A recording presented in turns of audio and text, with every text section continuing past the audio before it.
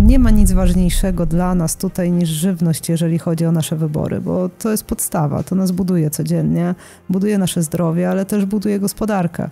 Idźmy do tego, bo kiedyś praktycznie każdy miał wakacje na wsi, teraz mało kto, a ten kontakt z ziemią jest niesamowicie ważny. Może nawet można powiedzieć, że uratowaliście wiele żyć. Bo to, co jest zawarte w filmie, powinno być naszą codziennością i normalnością. Nawet w restauracjach już pojawiły się informacje, że jest chyba 15 miast w Polsce, gdzie można kupić, uwaga, syntetyczne, czyli sztuczne plastikowe mięso. Gośćmi dzisiejszego odcinka są Rafał Smykowski, jeden z twórców dokumentu Ziarno Świadomości, oraz Natalia Cikowska, koordynatorka kina objazdowego. Rafał i Natalia, dzięki swojej pasji i zaangażowaniu, szerzą świadomość ekologiczną i inspirują do refleksji nad przyszłością rolnictwa oraz ochroną środowiska. Cześć, z tej strony Grzegorz Kusz, witaj na kanale. Dziś w studiu wyjątkowy odcinek, bo mamy gości, których w takim zestawie nigdy nie mieliśmy. W studiu witam, jest Natalia, jest Rafał i jest kotka... Kot Amant. Kot Amant, tak. Czyli mamy trójkę. No i co? Ten odcinek będzie bardzo wyjątkowy, bo zanim zadam pierwsze pytanie, zapraszamy Was na krótki film. Film, który stworzyliście o rolnictwie, o zdrowej żywności i uwaga, ten film Rafał razem z Filipem, którego dzisiaj tutaj nie ma, ale w pierwszym odcinku na naszym kanale był, tworzyli razem przez 6 lat, tak? Chcielibyście coś dodać, zanim zaprosimy na ten pokaz? No zapraszamy na film najpierw, tak? Dobra, zapraszamy teraz na film, obejrzyjcie, a zaraz będziemy o nim rozmawiać. Także rozpoczynamy pokaz, seans. W dobie obecnego kryzysu i postępującej deglobalizacji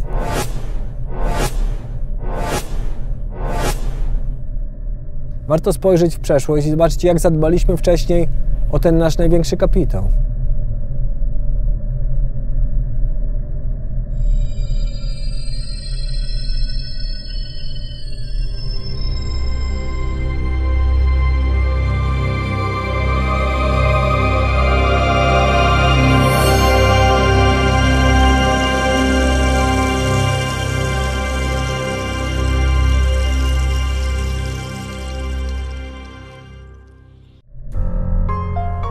Martwi mnie to, bo zniszczyliśmy bardzo dużo, jeśli chodzi o glebę.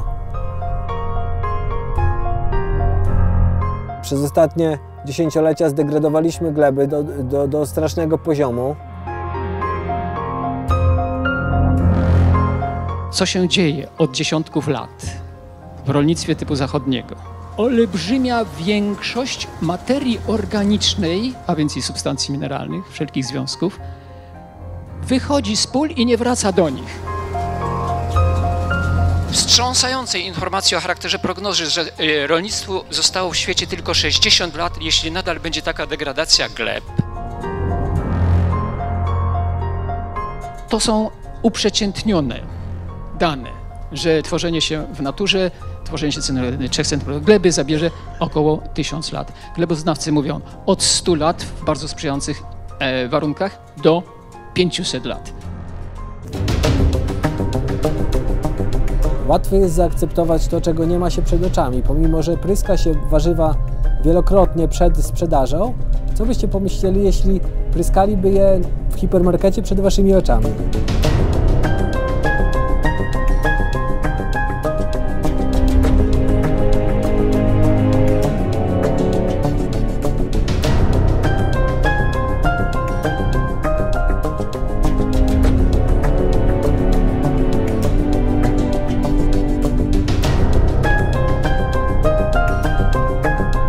Związki syntetyczne najróżniejszego typu, które są dodawane celowo w czasie produkcji żywności. Jest ich bardzo dużo, ponad 600 różnych substancji. Są to stabilizatory, konserwanty, barwniki, ulepszacze, spulchniacze. To jest jeden rodzaj skażeń, intencjonalny. Natomiast drugi rodzaj skażeń, na przykład metale ciężkie czy pestycydy, które ze środowiska przenikają po prostu i one zostają w tej roślinie, a metale ciężkie z kolei są z różnych powodów w glebie i przenikają też do rośliny, a następnie my to zjadamy.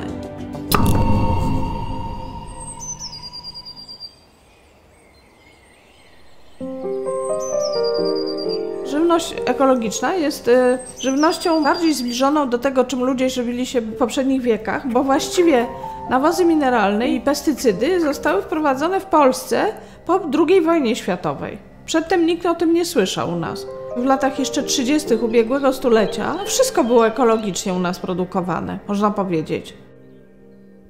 Po kilkudziesięciu latach badań mamy wnioski, że ubyło z warzyw i owoców około 70% minerałów i witamin. Kiedyś jedno jabłko wystarczyło do zapewnienia dziennej porcji witaminy C, a dzisiaj to 4 nie wystarczą. Utraciliśmy go, ponieważ gleby zostały tak wyjałowione, że już nie ma skąd pobierać tych naturalnych substancji.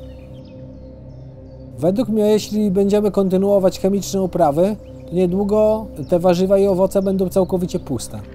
Rolnictwo wielkoobszarowe, te chemiczne, nie skupia się na pierwiastkach, których brakuje w glebie i również których brakuje ludziom. I z tego mogą się brać naprawdę poważne choroby, braki minerałów, braki substancji odżywczych, a w rolnictwie ekologicznym możemy wprowadzać życie do gleby od najmniejszych form życia, jak bakterie, grzyby promieniowce, czy do większych, jak dżdżownice. Rolnictwo wielkoobszarowe skupia się na kilku pierwiastkach w nawozach, a w rolnictwie ekologicznym możemy dodawać substancji, których naprawdę brakuje w glebach już od wielu lat, jak na przykład ormusy, czyli pierwiastki z grupy platynowców, mikroelementy w ilości nawet 90 pierwiastków jest potrzebne roślinie. Również roślinom potrzebne są witaminy, enzymy.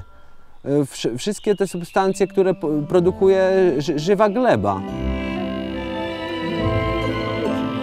Tutaj mamy gnojówkę z pokrzywy i z kilku innych roślin, jak na przykład koniczyna.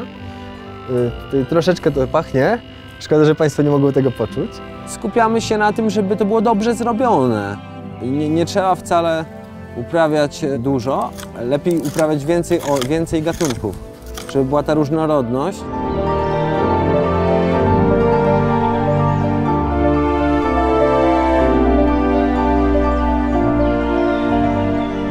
Mieszkaliśmy w centrum Warszawy.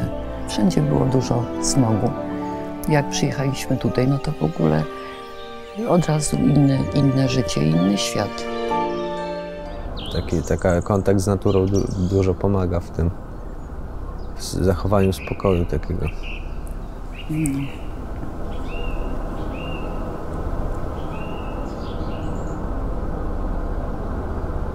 Jak już miałem 17 lat, mój ojciec miał wypadek samochodowy, w wyniku którego zmarł po 2 tygodniach.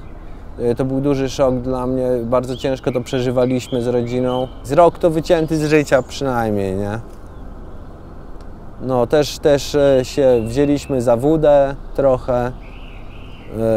Jak jeszcze nasz dziadek wtedy był umierający, tak trochę po śmierci taty. On lubił, kochał ten ogród, bo on potrafił o 4 rano wstawać w lato i całe rano zapieprzać, pracować w ogrodzie, nie? No, ostro. Postanowiłem po paru latach zająć się ogrodnictwem tak na poważnie. Poszedłem na studia ogrodnicze do Skierniewic, skończyłem tam inżyniera. To ogrodnictwo, podejście ekologiczne, ludzie, których poznałem w związku z uprawami ekologicznymi, pozwoliło mi pomóc sobie. Po prostu pomogło mi to dojść do siebie. Nauczyłem się żyć z tym wszystkim, nie? No. Smith Box. Organic homegrown. Pure shit from the Podlasie.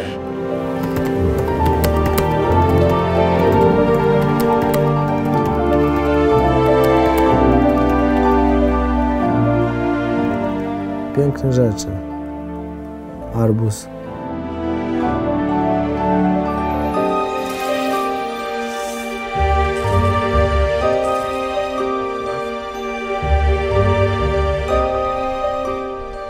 To ziarno jest ze mną praktycznie cały czas. Wiosną je zasiewam, w lato kultywuję te rośliny, pomagam im rosnąć. Następnie jesienią zbieram i selekcjonuję, wybieram najlepszą genetykę.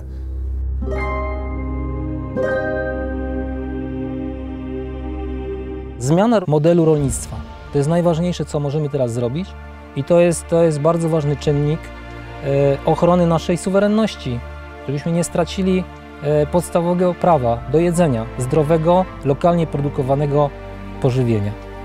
Bo najlepszym sposobem, tak jak mówił Hipokrates, już starożytny lekarz, najlepszym sposobem leczenia jest dobre jedzenie. I niech jedzenie będzie waszym lekarstwem, a lekarstwo waszym jedzeniem. Muszą istnieć rodzime gospodarstwa rolne, bo one wykazały przez stulecia, a w niektórych rejonach świata przez tysiąclecia, że potrafią utrzymać niezdegradowane gleby do dzisiaj rodzące. Podstawa bezpieczeństwa strategicznego kraju.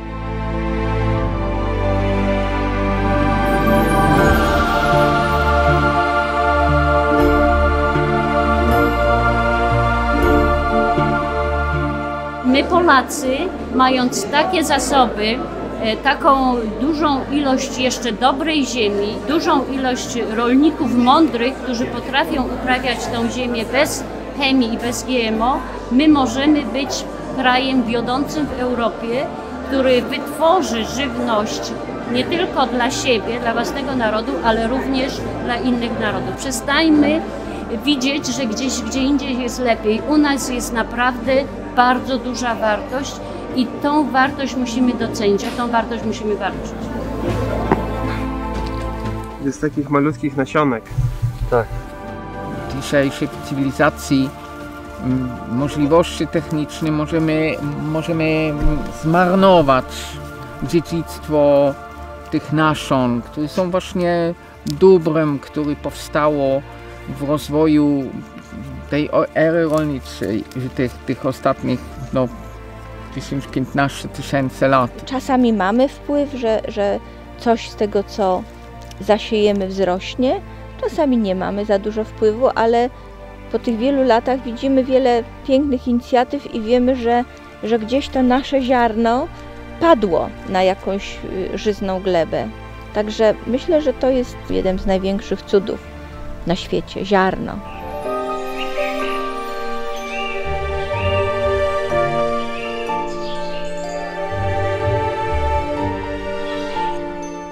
No i dobrze, wracamy po seansie. Kilkanaście minut seansu za nami.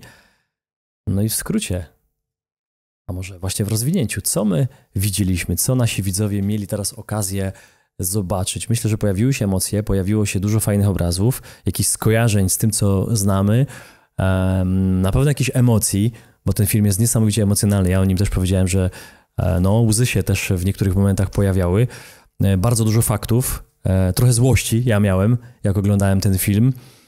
Co to za materiał, Rafale? To jest film o rolnictwie, właśnie o ziarnie, o nasionkach, o zdrowej żywności, ale tak naprawdę to wszystko to jest nasze jakby największe bogactwo, tak? I te ziarno, ta żywność, relacje międzyludzkie, te jakby społeczne, żebyśmy byli właśnie zdrowi, nasze relacje, żeby były zdrowe, tam gdzie mieszkamy, miejsce, żeby było zdrowe, że to jest największe bogactwo. Tak naprawdę podstawa w ogóle tego, żebyśmy w zdrowym jakby społeczeństwie funkcjonowali. No tak, ty jesteś bardzo skromny. Dobrze, że jest dzisiaj Natalia, bo możliwe, że ona trochę podbije te emocje, bo one są potrzebne, bo czasami jest tak, że robi się dobrą rzecz, ale trzeba kogoś, żeby powiedział ludziom, powiedział światu, że jest ktoś, kto zrobił super rzecz. Ktoś jest na tyle skromny, że czasami nie potrafi tego powiedzieć. Ja mam takie wrażenie, że Rafał, że wy zrobiliście taką ważną dla świata, nie tylko dla Polaków rzecz, a ona dalej nie dotarła do tych ludzi, do których powinna dotrzeć. Więc Natalia, w twoim kierunku pytanie, no bo wy jeździcie od już, nie wiem, od 2 lat chyba już, czy od 1,5 roku z kinem objazdowym po miastach. Byliście w Bielsku, byliście w kilkudziesięciu miastach Polski i po prostu pokazujecie ten film ludziom, otwieracie oczy.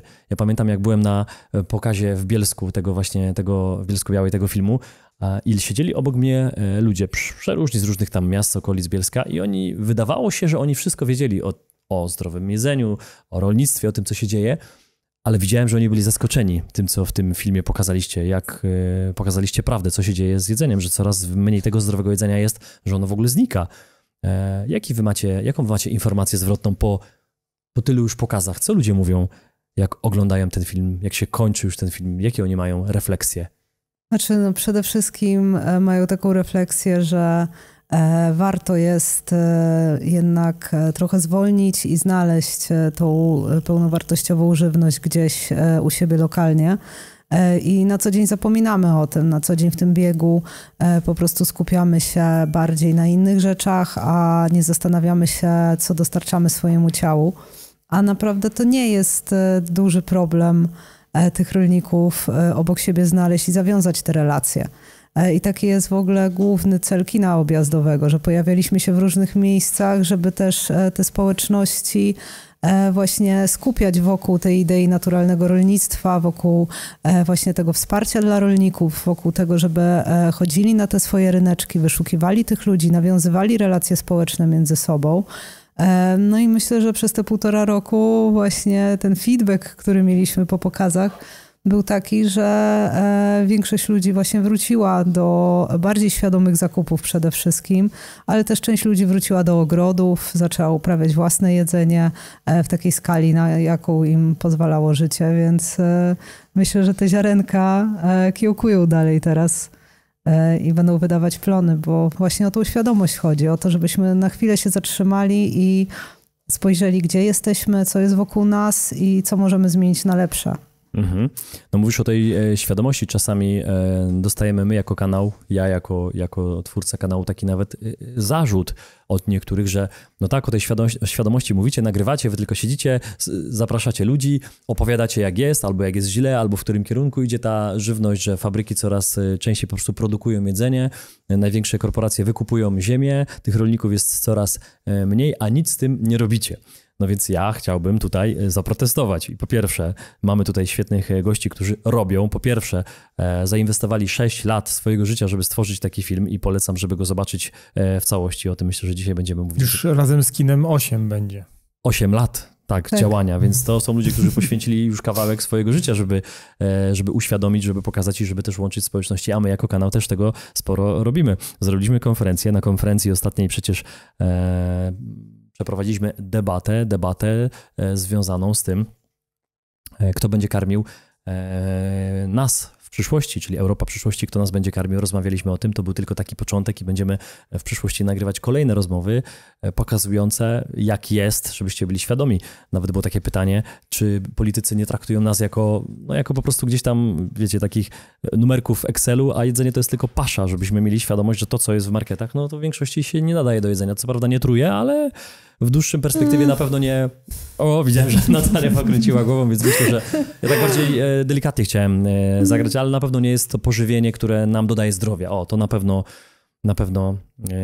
nie. Okej, no to 8 lat za wami. Ostatnie 18 miesięcy jeżdżenia, pokazywania Polakom tego filmu, jak to jedzenie wygląda. I co? Co wy chcecie dalej zrobić? Jaki macie kolejny cel, żeby uświadamiać Polaków? Tak, już zrobiliśmy przeszło 100 projekcji filmu, już 100 pokazów wraz z dyskusją. Około tak 10 000 osób już zobaczyło film, tak organicznie, a dla nas to jest jakby ogromna wartość poznać różne miejsca, urzędy, szkoły i różne persony, które czasem zaskakiwały, że są na różnych stanowiskach. Pozytywnie oczywiście, ale stanowiska zaskakiwały, a pozytywnie ich jakby działanie. Jakiś przykład tego, co cię zaskoczyło? No, tak jak mówisz na stanowiska, nie musisz mówić o nazwiskach. Szkolnictwo, właśnie urzędy, jakieś starostwa, centra kultury, że na dyrektorskich jakby stanowiskach były naprawdę bardzo świadome osoby, które też musiały trochę pościągliwe być w tym, co chciałyby wyrazić, bo by tam nie pracowały, ale były super świadome i przemycały najwięcej jak się da. Dlatego też między innymi tam my żeśmy się pojawiali też, tak? Tak. No a teraz będziemy już szerzej wychodzić do publiczności. O, to mi się podoba. I 17 listopada będzie premiera online. Już tam ruszyła też przedsprzedaż. z tańszymi biletami. I każda taka dla nas jakby pomoc w zakupie tego biletu to jest jakby pomoc dla nas, żeby dalej się rozwijać i siać tą wartość, którą niesiemy. Więc 17 listopada, godzina 9:09. 9:09, dlaczego tak, taka godzina? Niedziela. A tak jakoś tak, lubię dziewiątki. 9:09 w niedzielę, czyli każdy po prostu do śniadania, czy przed śniadaniem, Dokładnie. czy bez śniadania. I jest możliwa niespodzianka, tu nie zdradzę, ale możliwe, że będzie niespodzianka. To będzie wersja 60-minutowa, ale niespodzianka jest możliwa. Gdzie można sobie, pod spodem w opisie damy link do... Tak, to jest strona, to będzie ziarnoświadomości.pl. Okej, w tym miejscu można sobie kupić bilet niejako do kina, do kina, które możemy sobie my tam głównie najbardziej mamy Facebook rozbudowany. Wrzuciliśmy właśnie zwiastun, też tam jesteś bohaterem. Widziałem, dziękuję. Zwiastuna. No, jesteśmy zadowoleni z zasięgów, łącznie tam z 12 000 lajków, poszło ponad 3000 udostępnień, z 500 000 wyświetleń, więc naprawdę cieszymy się, że jest takie zainteresowanie. Oczywiście być może jest nawet większe, tylko nie wiadomo jak Facebook to popycha tam w różne kanały, tak? Więc jest coraz większa świadomość w tym temacie. Okej, może około 10 000 ludzi obejrzało te... Organicznie podczas kina objazdowego. Na tych spotkaniach podczas objazdowego. Jakie macie oczekiwania, jakie macie może marzenia związane z tym, żeby właśnie tego 17 listopada, no ile ludzi zobaczyło w ciągu jednego pokazu, tak? Jednego dnia ten film? Albo w ciągu miesiąca, no nie wiem jak to się liczy. Rozmawialiście z tego, co mówiłeś ostatnio, Rafał, że z właścicielami kin, też jakie oni mają ilości ludzi podczas premier tych tak zwanych hitów amerykańskich. No myślę, że tak jednego dnia jakby to oglądało 10 000 osób, to naprawdę byłby fajny sukces. Okej. To ja dodam, że właśnie film jest takim narzędziem do budowania tej świadomości i myślę, że będzie się tak rozsiewać, że jedna osoba zobaczy, poleci kolejnej i mam nadzieję, że to coraz szerzej będzie zataczać kręgi, bo te wszystkie osoby, które spotkaliśmy w trakcie kina objazdowego, to tak jakby tacy nasi ambasadorzy trochę, którzy zawsze do nas wraca ta informacja, że oni to niosą gdzieś dalej, odzywają się do nas kolejne osoby i po prostu właśnie taki był i jest dalej cel kina objazdowego, bo nie mamy zamiaru na razie mamy zamiar jeszcze jeździć po prostu i prowadzić te spotkania, bo dla nas też to jest bardzo wartościowe. I już w takiej bardziej formie warsztatowej, może rozwiniętej, ale będziemy to kontynuować. A właśnie teraz dajemy to narzędzie dalej po prostu. Też dla nich, żeby mogli się tym dzielić i żeby właśnie móc zacząć przekonywać tych, którzy nie mieli styczności i nie zastanawiali się do tej pory nad żywnością, nad tym, co robią ze swoim zdrowiem, ze swoimi codziennymi wyborami. Myślę, że to jest ważne. Która wersja pójdzie do publikacji tego 17 listopada? 60-minutowa. 60-minutowa. Tak, Okej, czyli dla tych wszystkich, którzy mówią, że nie mają czasu, to jest tylko godzina, na pewno znajdziecie. Niedziela, godzina 9:09. Tak, ale jest możliwa niespodzianka tego 17, a mamy też przygotowaną wersję 40-minutową do szkół. Do szkół? Tak. Okej, czyli myślę, że tutaj, tak jak siedzimy dzisiaj w studiu, warto zaapelować do kamery, ja do tej, czy Rafał do tej, czy Natalia, żeby ci, którzy mają przełożenie, są właścicielami może jakichś prywatnych szkół, albo dyrektorami, albo nauczycielami, którzy pracują w tradycyjnej szkole, tak bym powiedział, tej systemowej, że czasami da się to zrobić, że mimo tych przepisów, zakazów, że nie wolno, że nie ma, no to da się jakimiś tam bocznymi drzwiami zaprosić na prelekcję. Ja myślę, że to, co jest w filmie zawarte, to jest tylko i wyłącznie prawda. Tak. I to nie jest nic przeciwko niczemu, Dokładnie bo to, tak. co jest zawarte w filmie, powinno być naszą codziennością i normalnością. Dokładnie tak. Ja to widziałem, więc to potwierdzam, aczkolwiek wiem, że czasami niektórzy dyrektorzy lub nauczyciele są niereformowalni. Tak, dlatego... ale na szczęście właśnie samorządy i dyrektorzy mają tą władzę jeszcze i że oby tak zostało, że mogą sami decydować, co też wpuszczają do szkoły. Dokładnie tak. No my podczas ostatniej konferencji, na której również przyjechali nauczyciele i przeróżni ludzie, którzy edukują młodzież, widziałem, że to są wspaniali ludzie, także pozdrawiam was i wiem, że was jest więcej, także apel do was, abyście się zgłosili do naszych gości i zrobili może takie prelekcje. Pamiętam, że jak ja chodziłem do szkoły, to nie dość, że były na aulach jakieś wyświetlenia filmów czy bajek, a potem wyjazdy do kin to też były normalnością. Więc no może następne pytanie w tym kierunku, czy planujecie, bo pamiętam, że ta pierwsza rozmowa była o tym, że marzeniem może by było to, żeby w kinach w całej Polsce, tak jak wchodzi, wiecie, hit kinowy i on jest wszędzie nagle w tysiącu miejsc, tak. To czy coś w tym temacie się pojawiło? Jest jakaś szansa, żeby we wszystkich kinach w Polsce jakiejś danej sieci pojawił się ten film również? No ja myślę, że właśnie ta platforma jest taką szansą, tak, żeby to zrobić kino domowe.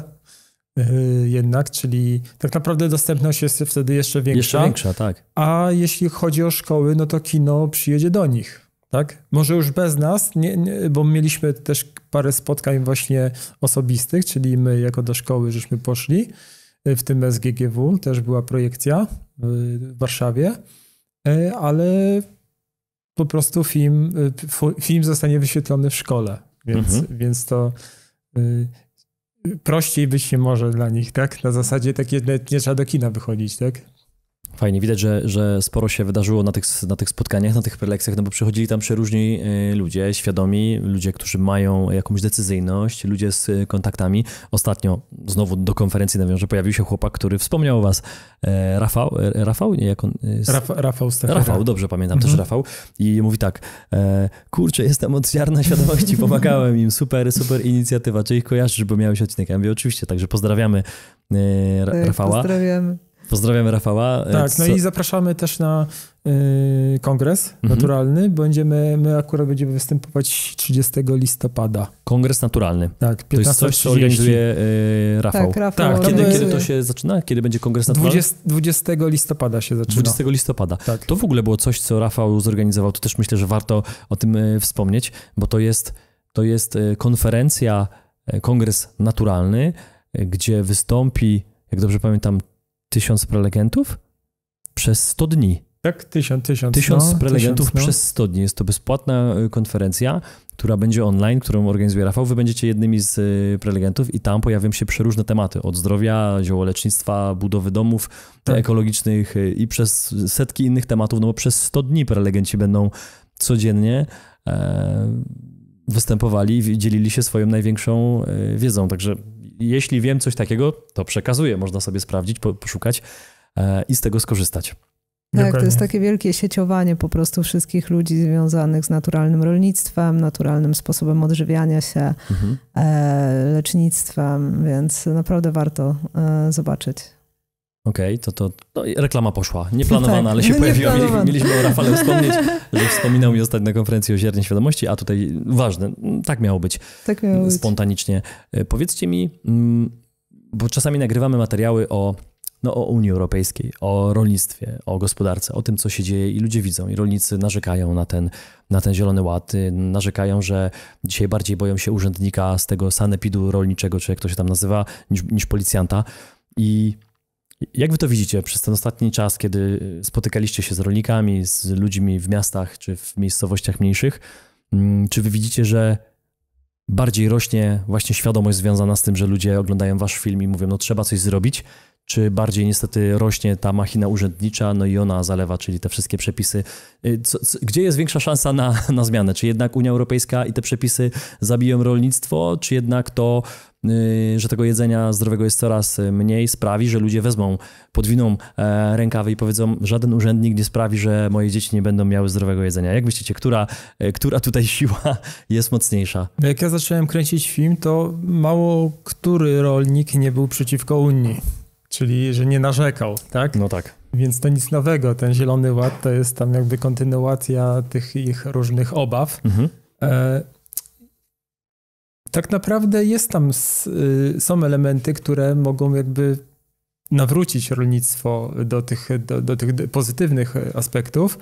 No i takim jednym z nich jest chociażby regeneracja gleb, tak? Jakby były właśnie dofinansowanie do gleb, czyli do wzbogacania próchnicy i rolnik by dostawał pieniądze za to, że nie zubaża gleby, a nawet jej dodaje, no to byłyby praktycznie połowę problemu rozwiązane.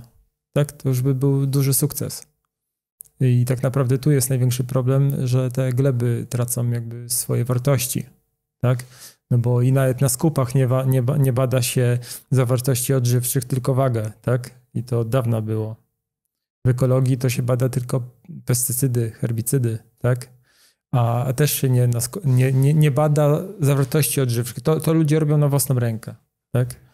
Więc jakby te czynniki się pojawiły, czyli dorzeźnianie gleb, jakby rekultywacja, regeneracja, to się teraz rolnictwo regeneratywne nazywa, tak nowocześnie. Plus to, ile ma dany produkt, a nie tylko wagę, no to myślę, że to by poszło w dobrym kierunku. Bo każdy by do tego piął, tak? A nie tylko to, żeby jabłko ważyło, a z tego, że one jest puste w środku, tak?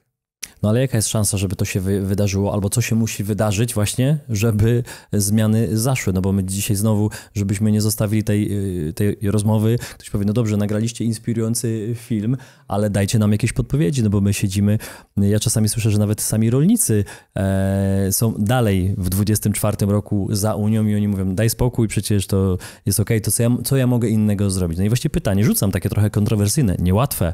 Co my możemy zrobić oprócz nagrania odcinka? Niektórzy, zresztą kilka dni temu został przecież Ursus sprzedany i niektórzy mówią, widzisz, a już Ursusa sprzedali, to już jest rolnictwo, wiecie, pogrzebane. Jeszcze sprzedali to Ukraińcom najprawdopodobniej z tego, co chyba jeszcze jakiś przedsiębiorca z Ukrainy kupił, więc ludzie mówią, to już nasze rolnictwo całkowicie upadło. No jak można sprzedać firmę, która, mówimy że jesteśmy krajem rolniczym, no bo jesteśmy, przecież mamy ogromne ilości ziemi i rolników i zamiast co zrobić? Zamiast się zrzeszać, no bo niektórzy mówią, no to dlaczego my słuchamy tych rolników? Dlaczego my się boimy jakiegoś inspektora, który przychodzi i nam mówi, że musi pan zabić wszystkie swoje świnie, bo jakiś przepis związany z jakąś chorobą i się okazuje, że to jest nieprawda. Tylko chodzi o jakąś konkurencyjność, bo wchodzi mięso z innych krajów.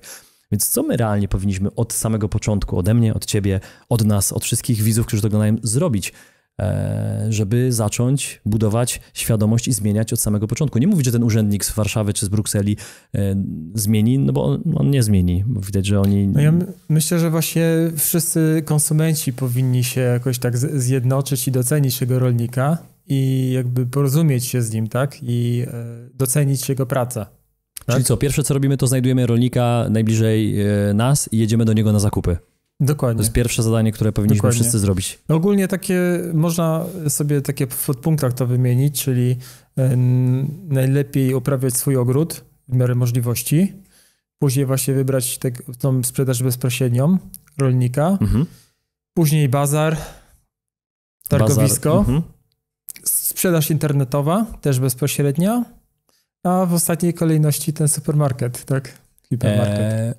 A jeszcze wrócę do tej sprzedaży internetowej. A masz na myśli jakieś konkretne strony, które już dzisiaj dają możliwość kupowania od rolników? Tak, to są takie czaty rolnicze, sprzedaży bezpośredniej, no i rolnicy też wszystkich paradoksalnie, których poznajemy na kinie, nie tylko w filmie, no bo to tak naprawdę już więcej poznaliśmy rolników poza filmem.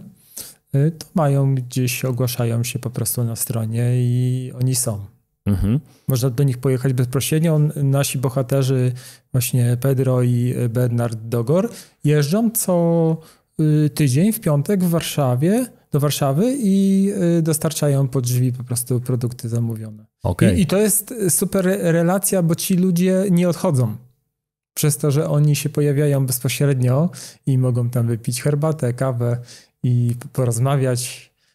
I to jest, myślę, że super model. Akurat nawiązali taką współpracę z sąsiadem swoim, który im daje auto, jeszcze daje paliwo i nie dość, że mu wożą produkty, to sobie i wszyscy są jakby zadowoleni i ci klienci również, no bo to już chyba bardziej miło się nie da. Jakby bezpośrednio. Zadałem to pytanie poprzednio tak mocno, żebyśmy się nad tym mocno zastanowili, ale powiem to, co ja widzę, jak spotykam ludzi, którzy mówią właśnie, że są zainteresowani takim prawdziwym jedzeniem, czyli pożywieniem, a nie tą paszą, jak często właśnie możemy spotkać w marketach ogromnej ilości, albo wiecie, jabłka, wszystkie takie same, wypastowane, wszystkie takiej samej wielkości. No wiemy, że natura tak nie działa. Jak pamiętamy jabłonki ze starych lat na wsi, no to każde jabłko jest inne. Innej wielkości, innego smaku i innego kształtu. I wiecie co, zauważyłem, że są dwie grupy ludzi. Tych, którzy mówią, że się nie da i obok nich siedzieli na przykład na konferencjach czy na spotkaniach ludzie, którzy mówią, ale przecież do mnie właśnie ktoś przywozi pod dom, nawet w Warszawie. Więc dla tych, którzy dzisiaj mówią, że się nie da i że trzeba tylko chodzić do Biedronki, Lidla czy Aldika, to tak nie jest. Nawet jeśli, tak jak wspomniałeś, Rafał, że skoro chłopaki z filmu, który przed chwilką widzieliście, dowożą do Warszawy, czyli ponad 2-milionowej aglomeracji, to jest super jedzenie, no to znaczy, że się da. To znaczy, że się da. No właśnie tak jest. Na początku rolnicy, z którymi też są w filmie i ci, którzy nie byli w filmie, ale poznawałem ich gdzieś tam, to szukali tego klienta i oni już go znaleźli. I ci wszyscy rolnicy, których znam, no to nie mają problemu ze sprzedażą. Oczywiście to się jakoś tam w małej skali rozwija, nie tak jak powinno, bo gdzieś to jest dalej bańka zamknięta, informacyjna, no bo to nie jest jakby na billboardach, tego nie ma i w głównych wiadomościach i w szkole, że coś takiego jest możliwe, a powinno być, bo ja gwarantuję, że jakby przez może nie parę tygodni, ale przez parę miesięcy codziennie o tym mówili, to świat by się bardzo szybko zmienił. No wiadomo, programowanie, nie? Medialne, telewizyjne. I czemu mówię o tej bańce? No bo na przykład jak ktoś ma gdzieś jajka bierze i nie za bardzo się tam sąsiadowi czy koledzy pochwali, że tam są jajka, no bo sam będzie się bał, że na ten zeszyt nie zostanie wpisany, tak? Tak. Więc tutaj jest właśnie właśnie rozszerzanie tej wiedzy przede wszystkim, nie? Że to jest możliwe, nie? I tak jak mówisz, że na konferencji siedzą ci, którzy się nie da, no bo jak stoi w centrum, powiedzmy, Warszawy i widzi tylko tam zielony sklep, tam ten taki czerwony i co? No i mówi, że się nie da, no bo nie widzi tych rolników, tak? Bo ich nie zobaczy w wiadomościach, ale na szczęście są takie kanały jak twój. I można się z nich też dowiedzieć, że to jest możliwe. Że to jest możliwe. No, jakie widzicie zagrożenia, Natalia, Rafał, jakie widzicie zagrożenia w tym, co jest? No bo oczywiście warto skupić się na swoim działaniu, na tym, żeby podpowiadać, żeby dawać rozwiązania, ale jak wspomniałeś o tych jajkach, że ktoś komuś się nie chwali, bo boi się, że po prostu tych jajek braknie. Jak dzisiaj słyszymy o jakichś pomysłach kolejnych absurdalnych, że chce się gdzieś tam chipować czy obrączkować każdą kurę i że nie będzie możliwości kupienia sobie 10 kur, tylko każdy będzie musiał mieć te kury w systemie jakimś właśnie znowu absurdalnym, no to po co? Po co jest ten system? Przecież skoro przez wszystkie ostatnie lata, kilkadziesiąt czy nawet setki lat były kury, biegały sobie po prostu po polu czy po trawniku i dawały jajka i wiemy, że to było najlepsze pożywienie, tak? Często się pyta, co jedzą najbogatsi, jakie to jest. No to jajko jest przecież jednym z najprostszych, a z najlepszych rodzajów pożywienia. No to jak wy to widzicie właśnie? No kurczę, czy wasze starania nie są znowu podkopywane przez jakąś chciwość urzędników, którzy chcą wszystko kontrolować? No bo po co im to szczepienie tych kur, czy obrączkowanie każdej kury? No to chodzi właśnie o tą kontrolę, o tą prywatyzację i ten taki monopol, który już de facto już dawno temu już miał miejsce.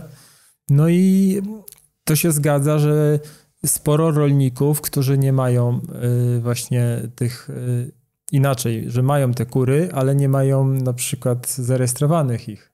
I to jest dużo takich osób. I tak jak statystyki mówią, że na przykład jest tyle i tyle gospodarstw, tak? Powiedzmy ekologicznych tutaj. No to ja mogę powiedzieć, że jest znacznie więcej, tylko nie mają certyfikacji i nie są zarejestrowani, tak? I ich się tworzy coraz więcej. I to jest właśnie to oddolne działanie, tylko to jest kwestia zaufania. Może takiego rolnika odwiedzić i właśnie zobaczyć, jak uprawia. Jeśli nie ma nic do ukrycia, to sam cię zaprosi na gospodarstwo. Nie? Ja też ostatnio byłem w ostatnich tygodniach w kilku takich miejscach, które na pewno nie są zarejestrowane, ale mają, można powiedzieć, najlepsze jedzenie, które ostatnio jadłem, które widziałem. I cieszę się, że ci ludzie są świadomi i mówią, niepotrzebny mi jest żaden urzędnik z pieczątką, który... On powiedział, jeden człowiek powiedział tak, i tak po godzinach pracy szuka dobrego jedzenia i szuka rolników i mówi, jak jestem w pracy, to przyjdę pieczątkę wbić, a jak jestem po pracy, to sam szukam dobrego jedzenia, bo widzę, jaka jest jakość w tych fabrykach. A idziemy w takim właśnie, z jednej strony mi się wydaje, że to jest tak, że się pojawiają dwie drogi i tworzą się znowu dwa obozy. Znowu nas dzielą, widzicie, nie dajcie się podzielić, bo przecież my chcemy tylko zdrowego jedzenia, pożywienia dla nas, dla naszych dzieciaków. Widzicie, że marketów coraz więcej. coraz więcej, sprawdźcie sobie statystyki powstawania tych molochów, jest ich coraz więcej. Nawet kilka tysięcy marketu X i już prawie 1000 marketów Y, także setki ilości powstają w każdym roku. A z drugiej strony, nawet w restauracjach już pojawiły się informacje, że jest chyba 15 miast w Polsce, gdzie można kupić, uwaga, syntetyczne, czyli sztuczne plastikowe mięso, czyli burgera, jak w restauracji we Wrocławiu, Krakowie czy Warszawie kupujesz, to cię pytają, a jaki burger? Z prawdziwego mięsa czy z mięsa sztucznego? I już się to pojawia. Informacja od Cezarego Wincenciaka ostatnio. Chyba 15 miast już jest w Polsce, gdzie sztuczne mięso kupisz, więc widzicie, pytanie, w którym kierunku to idzie. Z jednej strony trochę testują, a z drugiej strony rozwija się oddolnie niesamowicie i mocno to, o czym wspominacie. Ja wierzę, że wygra to normalność, że te pomysły z Zachodu absurdalne, bo to Zachód promuje takie dziwne rzeczy, u nas w Polsce się jednak nie przyjmą. A jak wy uważacie? No to chodzi przede wszystkim o tą równowagę właśnie, tak? Żeby nie było ani za dużo, tak jak już w poprzednim wywiadzie mówiłem, akurat tu jest, jak jesteśmy przy mięsie, że albo dużo tego mięsa, które jest w tych obozach koncentracyjnych, albo koniec, tak? Tego mięsa w ogóle.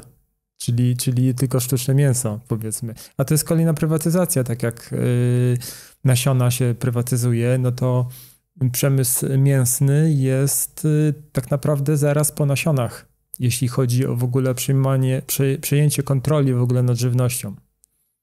To się tak jak ktoś nie wie, no to nie wie, tak? Tak jak nie wie, że właśnie największym bogactwem jest to ziarno i ta żywność, bo to są ogromne pieniądze, każdy codziennie coś je i te zagraniczne sklepy wyprowadzają z Polski ogromne pieniądze codziennie.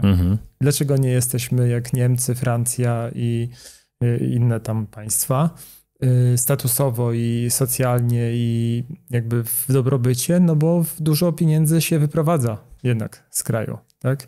A przez taką żywność tego idzie bardzo dużo. Ja chciałam tylko dodać jeszcze, że w tym wszystkim chodzi o to, żebyśmy zachowali tą możliwość wyboru, jakie jedzenie chcemy jeść, bo jeszcze ten wybór mamy teraz. Jeszcze właśnie możemy znaleźć jakiegoś podziemnego rolnika, który gdzieś tam wytwarza naturalne, dobre jedzenie, a na przykład nie jest certyfikowany, albo jest, bo w certyfikatach też nic złego nie ma.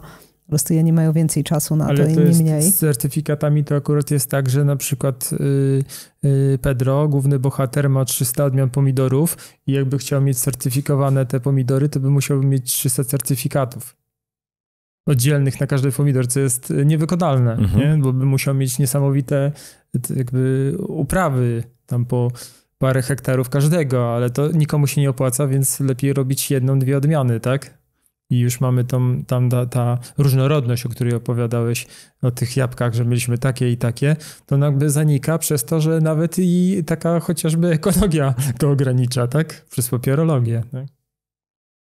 Ale właśnie jeszcze teraz możemy zachować tą możliwość wyboru. W tym momencie jeszcze ją mamy i właśnie rolą nas jako konsumentów jest to, żeby o to dbać, żeby tym rolnikom opłacało się dla nas wytwarzać tą żywność, tym przetwórcom też i po prostu, żeby ten system ich nie zjadł w pewnym sensie swoją biurokracją i przepisami. Bo tak naprawdę konsument tym rządzi nadal, na szczęście, i te nasze wybory.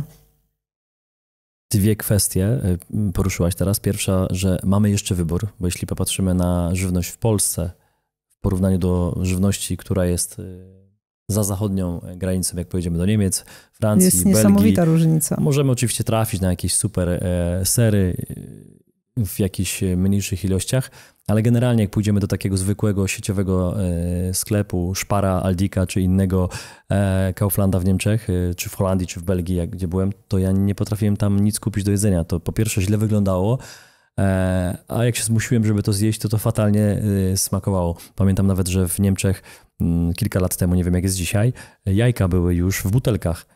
Po prostu bez skorupek, czyli to było w formie płynnej już do kupienia. Dla mnie to było dziwne, wszystko było jednej konsystencji. Myślę, że wiecie, o czym mówię. Jakieś parówki w jakiejś wodzie, w jakichś słoikach. W ogóle wyglądało to przerażająco. Więc my dzisiaj w Polsce, nawet w tych sieciówkach, mamy jeszcze jakość inną, ale mamy możliwość poszukania tego jedzenia I to jest ta różnica, którą widzę i cieszę się, że to jeszcze zachowujemy, że mamy ten mózg świadomy, że Polacy jednak się nie poddali temu, że nie dali się oczarować temu, że wchodzą te zachodnie marki, chociaż oczywiście to, co wspominał Bogdan Piekarz, że te czasy lat 90., kiedy wchodziła do nas ta celuloza w chlebie i tak dalej, że my się daliśmy oszukać. No i dzisiaj niestety to jedzenie jest niesamowicie napompowane w większości nawet piekarni. Ładnie wygląda, kosztuje, a odżywczych wartości ma minimum. A produkcja w ogóle tej konwencjonalnej, tak ładnie nazwanej żywności, a to powinna być syntetyczna, nie jest taka tania, bo jest dużo dopłat i oni dobrze to wiedzą, że jak zostanie tylko taka, to ona już będzie bardzo droga, tak? No bo już nie będzie wyboru, a ta, powiedzmy, ta zdrowa będzie hiperdroga, tak? No i też ta certyfikacja i te obostrzenia, to też wszystko koszta napędza, tak? I dlatego później taka żywność zdrowa, naturalna jest droższa niż powinna, no bo wiadomo, to że jest kultowa i jest trend, to jedno, ale to jest wszystko jakby zaprzeczenie i ta właśnie konwencjonalna żywność pochłania bardzo dużo ilości energii. Jakby się tak, ile się marnuje podczas produkcji, przetwarzania w sklepach, u nas w domu, to te 80% jakby produktów, które są w sklepie, mogłoby ich w ogóle nie być, tak? Tych cukrów, różnych skrobi, jakichś tam mączek i można tak dalej wymieniać olei, to one bardzo dużo energii pobierają, tak? I zastępują tą żywność zdrową. I ludzie są jakby przejedzeni, ale niedożywieni cały czas, tak? I muszą suplementy szukać, a mimo, że tak tyle miałem tego jedzenia. Tak, pełne wózki jedzenia, które... Tak, albo jedzą coraz więcej, co tylko napędza choroby i otyłość i wszystkie te choroby cywilizacyjne dzisiejsze. Większość z nich przecież bierze się z jedzenia. I z przejadania się właśnie, bo mózg w ogóle nie przyjmuje, jeżeli nie dostarczamy mu wszystkich potrzebnych składników odżywczych, mikroelementów, pierwiastków, no to mózg dalej wysyła sygnał, że jest głodny, a przecież jemy takie gigantyczne ilości, a nasz organizm cały czas się domaga, bo nie dostał, bo nie ma tego w glebach. Ostatnio znajomy, tylko nie wiem kto mi to powiedział, że córka w szkole, gdzie piramida żywieniowa dalej jest pokazywana, no to Cezary Więcek powiedział właśnie, że jego dziecko w szkole powiedziało, że nie, że ta piramida żywieniowa absolutnie powinna być postawiona w drugą stronę, no i dostał uwagę, że to tak nie wolno, bo to przecież źle. Nie można przekręcać piramid. Nie można przekręcać tego, co uczą w szkole. I skoro dzieciakom dalej dzisiaj pokazuje się tą piramidę żywieniową w taki sposób, gdzie ta podstawa jest tym, czego powinno być najmniej, czyli realnie w drugą stronę trzeba ją postawić, no to czego my się spodziewamy po dzieciakach? Musimy sami edukować, to co wspomniałaś, że to my decydujemy portfelem. Niektórzy mówią, no ale co my możemy? No właśnie, my wszystko możemy, bo idąc do sklepu, to my wrzucamy do koszyka produkty lub ich nie wrzucamy i płacimy przy kasie za to. I to nie oznacza, że my mamy nie iść do marketów, no bo pewnych rzeczy rolnik, który potrzebujemy, no nie będzie miał. Jeśli potrzebujecie papier toaletowy czy jakieś chusteczki, no to rolnik ich nie sprzedaje, ale kupcie u rolnika to, co potrzebujecie i nie kupcie już mleka przykładowo, czyli produktu mleczno-podobnego z marketu, kupcie sobie to od rolnika. Już nie zostawiacie tych pieniędzy w marketach, które, jak Rafał mówił, nie odprowadzają podatków. I nie tylko markety nie odprowadzają podatków, które są przecież zagranicznymi korporacjami, albo odprowadzają minimalną ilość, ale również firmy kurierskie. Ostatnio świetnie Rafał Brzoska, właściciel Impostu, pokazał na liczbach konkretnych, gdzie on jako polska marka Impost zapłacił więcej podatku niż wszystkie firmy zagraniczne razem wzięte. I pokazał prawdę, gdzie DPD, DHL i inne wszystkie te firmy GLS razem nie płacą tyle, co on. Także to pokazuje tylko skalę, dlaczego polskie firmy, a i firmy zagraniczne są zupełnie inaczej traktowane. Kolejny temat na inny odcinek. Tutaj to można, tak jak tutaj cały film trwa te 2 godziny, a można byłoby 10-godzinny film zrobić o rolnictwie w takim stylu, jak ten, a było mało. Dokładnie tak, bo myślę, że moglibyśmy przegadać dziesiątki godzin o tym wszystkim. Fajnie, że Natalio wspomniałaś o tej takiej demokracji portfelem takim i to jest to. Ja do was faktycznie apeluję, myślę, że po raz kolejny, żebyście zrozumieli, że władza jest w waszych rękach, w waszych kartach, telefonach, gotówce, portfelu, tym czym płacicie, bo wasz wybór, czy wy dzisiaj jedziecie nawet na stację benzynową, o tym myślę, że będziemy kiedyś nagrywać odcinek, bo to jest naprawdę ważne, że jak jedziecie tankować paliwo, to możecie jechać na polską stację albo na stację zagraniczną. Jak jedziecie kupić kawę, to możecie wejść do sklepu, który jest zagraniczny, albo wejść do polskiej kawiarni. Jak jedziecie kupić chleb, nawet jeśli jedziecie, to jedziecie do sieciówki. Zobaczcie, macie Starbucksa, kupujecie kawę, no to możecie zostawiać pieniądze na kawę tam, albo po prostu pójść do polskiej kawiarni. I to się tyczy każdego wyboru. Wyobraźcie sobie, że dzisiaj 10 milionów Polaków, tylko co prawie czwarty, idzie dzisiaj i 10 zł zostawi w polskim sklepie. 10 zł. Tylko 10 zł. Wiecie, że dzisiaj wydaliście już z portfela od rana więcej. Ja wydałem już więcej, a jeszcze pół dnia przede mną. Więc 10 zł i 10 milionów Polaków. Ile to jest? No to jest 100 milionów złotych. Tylko 10 zł każdego dnia. Każdego dnia idzie do polskiego przedsiębiorcy. Zastanówcie się, co by się wydarzyło. Te pieniądze zostaną u polskich przedsiębiorców, czyli u polskich rodzin. I teraz te pieniądze mają wasi znajomi, wasi sąsiedzi i mogą to wydać dalej. Czyli znowu oni, jeśli będą wiedzieli, że taka świadomość pieniądza jest, to oni znowu przyjdą do was. Na przykład jesteście fryzjerami. Polski fryzjer, a nie sieciówka zagraniczna. To wsiadacie do taksówki, to wsiądźcie do taksówki polskiej korporacji, a nie do Ubera czy tam innego. Później macie pretensje, że jest problem. No to znowu jest wybór u was i to się nie kończy. To się nie kończy. Dałem tu tylko taką zajawkę, myślę, materiału, który nagramy kiedyś, żeby uświadomić nam, Polakom wszystkim, bo ja kiedyś też nie byłem uświadomiony, że to tak można robić. No oczywiście jak jeden Kuszu, czy jeden Rafał, czy jedna osoba to zrobi, to się to nic nie zmieni, to nie będzie miało wpływu. Jeśli 10 osób to zrobi, to nie. Ale jeśli milion osób, milion Polaków, 10 milionów Polaków jutro to zrozumie, to my będziemy drugą Szwajcarią. I żaden polityk nam nie jest do tego potrzebny. A z rolnikiem zawsze można porozmawiać, można też się z nim potargować. W jakiejś hurcie, jakieś te kooperatywy stworzyć. Tak. Oczywiście ludziom się nie chce, żeby tam z sąsiadem kupić więcej i z drugimi i mieć jakby dostawę. On ma te RWS-y, że przedpłaty się robi. Co to są te RWS-y? To przedpłatę robisz, że na przykład ja u ciebie kupię jabłka, ale jak ci na przykład nie... Ty masz pewność sprzedaży. Już zaczynasz Czyli sezon. Taki abonament jakby, tak? Daje znać rolnikowi, że ja mu będę płacił co miesiąc, tak? Dobrze zrozumiem?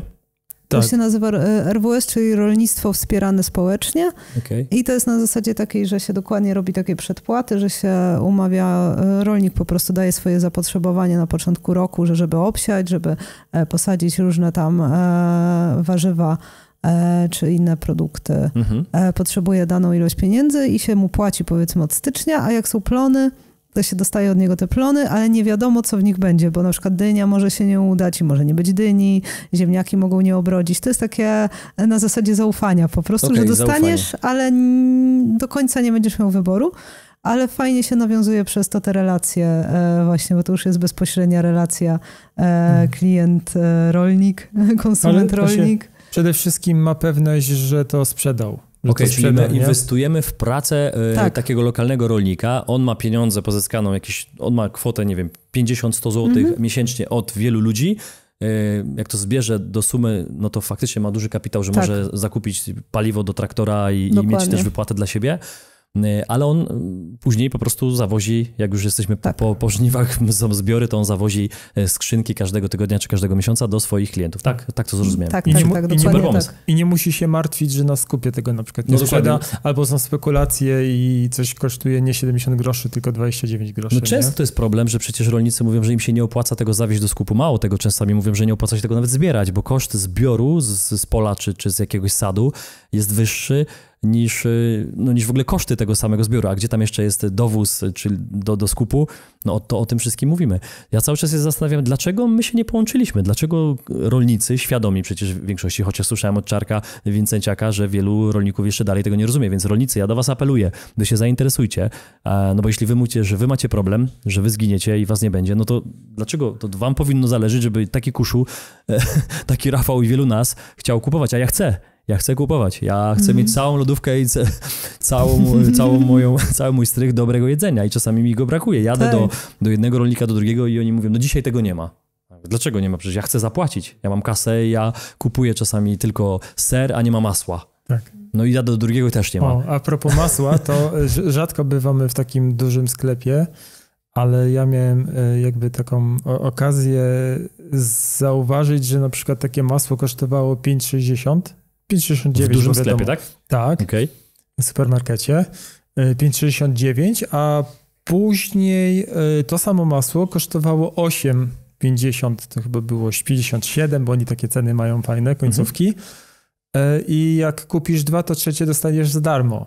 Tylko że to i tak wychodzi ta sama cena jak te za 5,60, tak? Tak, ale jest straszenie już ceną 9 zł. Tak, znaczy straszenie też, ale że to prawie 9 zł kosztuje, może nawet to było prawie 9,89. No tak zawyżona cena, żeby kupić 2 i jedno dostać za darmo, ale de facto kupujesz to w cenie pierwotnej, czyli kupujesz więcej. Tak.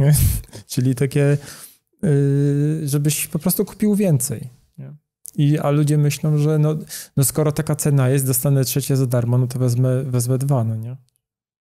No tak, to z tego straszenia tych faktycznie takich zabiegów marketingowych jest... No to jest cała masa. To już jest kolejny temat. Można dużo opowiadać o tym. Amant zmienił, zmienił miejsce. Zmienił kolana. Być może to jest czas, żebyśmy dzisiaj zrobili tutaj znowu przecinek, nie mówię kropkę, bo faktycznie nasze rozmowy są takie, że je spontanicznie prowadzimy, a dziś sprowadziło was do studia premiera waszego filmu, która właśnie 17 listopada w niedzielę o 9:09 na stronie ziarnoświadomości.pl. Także tam was odsyłamy. Rozumiem, że po tym terminie też będzie można ten film zobaczyć, tak? To jest premiera, ale w innych terminach dalej będzie można sobie będzie można kupić bilet, żeby zobaczyć ten film. No ogólnie to już jest czas, dalej kontynuujemy jeszcze kino, ale to już jest czas, żeby zająć się nowymi filmami, nowymi rzeczami, tak? Żeby po prostu już tworzyć nowe wartości. Nowe filmy, czyli rozumiem, że jakieś plany nowych filmów, tak? Nagrań już są. Są plany. Jaki wy macie plan dla Polski? Tak bym zadał takie może górnolotne pytanie. Z czego wy byście byli zadowoleni, że ta premiera teraz się zaczyna i wyobraźcie sobie taką na przykład Polskę za najbliższych na przykład 5 lat albo za 6, 2030 rok. Jak wy widzicie nasz kraj pod kątem zdrowia i żywności, taki idealny? Bo dołożyliście niewątpliwie taką naprawdę mocną cegłę do tego muru świadomości pod kątem żywności, a przecież produkcja żywności w gospodarce, to jest ogromny sektor, ale bardzo ważny, bo przecież wpływa na zdrowie przyszłych pokoleń. No właśnie dla mnie największą wartością by było, gdyby ludzie właśnie bardziej świadomie podchodzili do tych swoich codziennych wyborów i gdyby wiedza o tym, jak ich dokonywać, co jeść i jak to wpływa na nasz organizm, w końcu trafiła do szkół. I nie mówię tutaj tylko i wyłącznie o naszym filmie, ale ogólnie o takiej szerokiej edukacji na ten temat, bo tego naprawdę brakuje. I to, co się obserwuje, te dzieci, młodzież w sklepach, na przerwach gdzieś, to wiadomo, co się dzieje. Wiadomo, że one teraz jeszcze dobrze się czują, ale skutki tego będą nie za dobre, myślę, za parę lat. Więc właśnie chciałabym, żeby głównie te dzieci i ci młodzi ludzie tą świadomość zyskali, bo ci starsi to jeszcze pamiętają i mniej więcej wiedzą, jak to wszystko wyglądało i żeby właśnie zachować to dobre polskie rolnictwo, takie zdrowe, naturalne i żeby tego nie zatracić. I mam nadzieję, że za 5 lat tych gospodarstw naturalnych, ekologicznych, dbających o glebę będzie więcej niż dzisiaj. Ale w tym też rola już konsumentów jest, bo jeżeli będzie ten konsument, który chce kupić, to ten rolnik też się znajdzie. Nawet ten konwencjonalny przestawi się na to naturalne rolnictwo bądź ekologiczne, bo po prostu będzie na to rynek zbytu.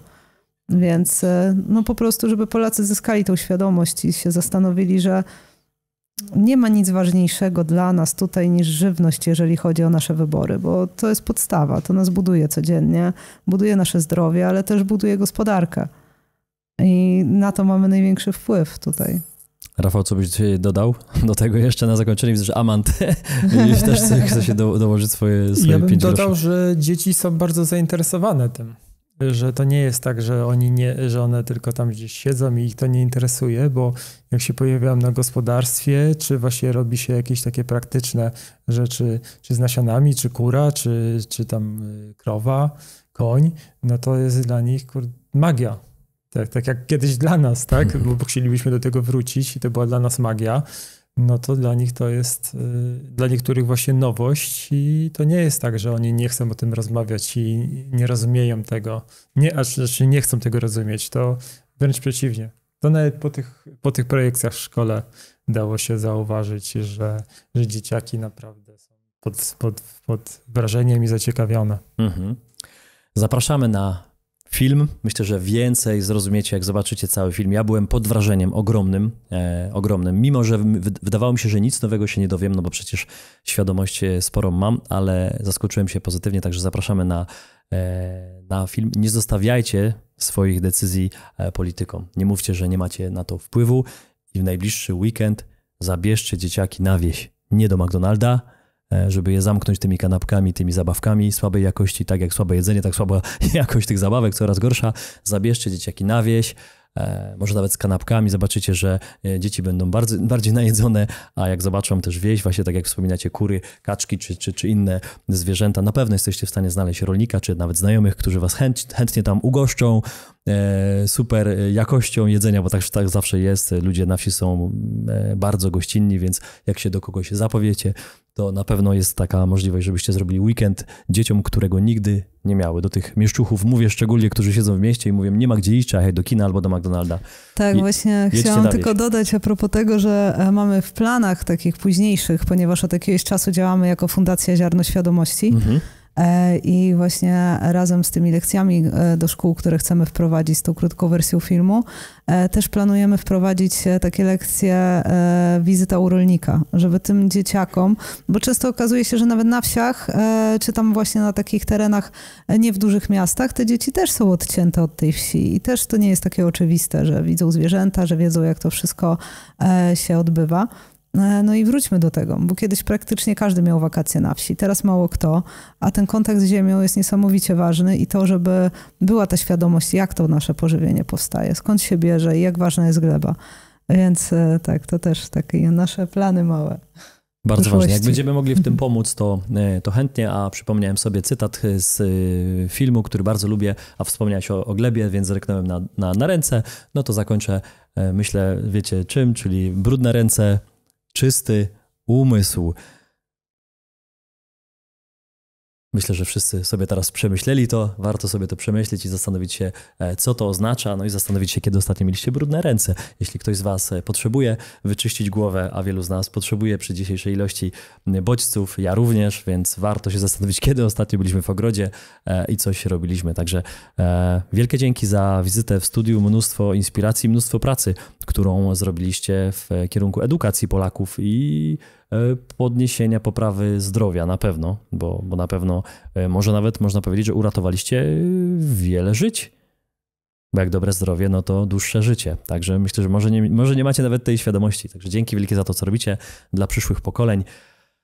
A wam co? A was zapraszam jeszcze raz na film i zróbcie z tego coś dobrego. Wyślijcie film swoim znajomym, bo na pewno warto. Wszystkiego dobrego, trzymajcie się, wszystkiego zdrowego. Do zobaczenia. Dzięki.